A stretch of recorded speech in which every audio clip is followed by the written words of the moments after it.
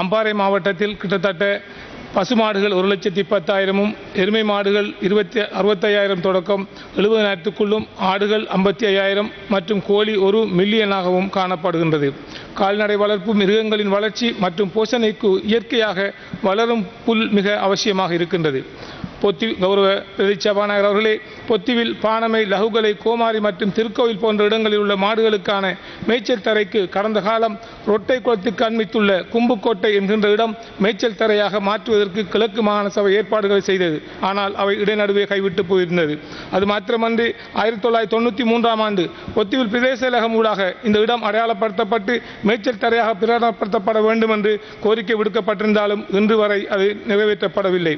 கௌரவ பிரதி அவர்களே, நாம் இந்த பகுதியினை சரியான மேய்ச்சல் தரையாக அபிவிருத்தி செய்து வழங்குவதன் ஊடாக மாடுகளுக்கு தேவையான போஷணை கிடைப்பதோடு அதன் வளர்ச்சியும் பெருகும். மேலும் அது கூடுதலாக இனப்பெருக்கத்தில் ஈடுபடுவதால் அதிகமான குட்டிகளை ஈண்டுவதோடு அதிகமான பால் உற்பத்தியும் கிடைக்கும்.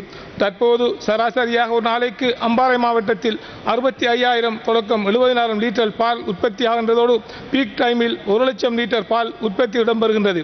மேய்ச்சல் தரையை சரியான முறையில் வழங்குவதனூடாக இந்த பால் உற்பத்தியை குறைந்தது 2 மடங்கு அதிகரிக்க முடியும் என்று நாங்கள் நம்புகின்றோம். கௌரவ பிரதி சபாநாயகர் அவர்களே, தற்போதைய நிலைமையில் கிழக்கு மாகாணம் தேசிய பால் உற்பத்தியில் 3வது இடத்தில் இருக்கின்றது. மேய்ச்சல் தரையினை வழங்குவதனூடாக 2வது அல்லது 1வது இடத்திற்கு வருவதற்கான வாய்ப்பும் உள்ளது. கௌரவ பிரதி சபாநாயகர் அவர்களே, இவ்வாறான வேளையில் பால் உற்பத்தி அதிகரிக்கும் பட்சத்தில் பாலை நுகரக்கூடிய தொழிற்சாலை ஒன்றினை அமைப்பதன் ஊடாக எமது பிரதேசத்தில் கிடைக்கும் பாலினை எமது பிரதேசத்திலேயே நுகரக்கூடியதாக இருக்கும். எங்களது பிரதேசத்தில் வறுமை கோட்டுக்கு கீழ் அதிகமானோர் போஷாக்கு குறைபாட்டால் பாதிக்கப்பட்டுள்ளனர். உதாரணமாக கர்ப்பிணி தாய்மார் மற்றும் பாடசாலை மாணவர்களை குறிப்பிடலாம். இவர்களுக்கு தேவையான போஷணை குறைபாடுகளையும் பாடசாலை மற்றும் சுகாதார வைத்திய அதிகாரி அலுவலகம் ஊடாக இலகுவாக நிவர்த்தி செய்யக்கூடியதாகவும் இருக்கும்.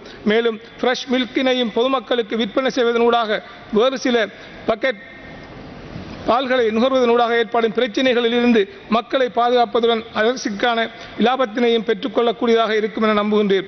இளைஞர் யுவதிகள் கால்நடை வளர்ப்பில் ஈடுபடாமல் இருப்பதற்கு முதன்மை காரணமாக அமைவது இவ்வாறான தூர பிரதேசத்திற்கு கால்நடைகளை கொண்டு சென்று உணவுகளை பெற்று வருவது.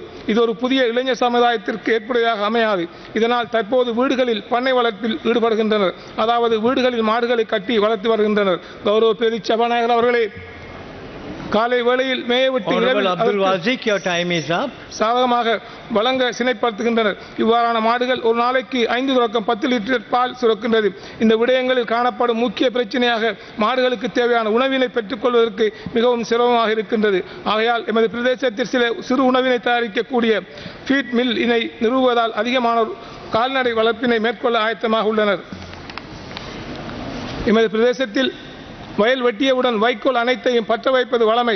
மாடுகளுக்கான ஃபீட் ஸ்டோரேஜினை குறைப்பதற்கு அதனை பற்ற வைக்காமல் வைக்கோல் சுற்றுகின்ற இயந்திரம் ஊடாக அதனை பண்ணையாளர்களுக்கு சேமித்து பண்ணையில் உள்ள மற்றும் பொட்டியில் உள்ள மாடுகளுக்கு வழங்க முடியும். இவ்வாறான இயந்திரங்கள் அம்பாறை மாவட்டத்தில் 3 போதுமானமாக இருக்கும்.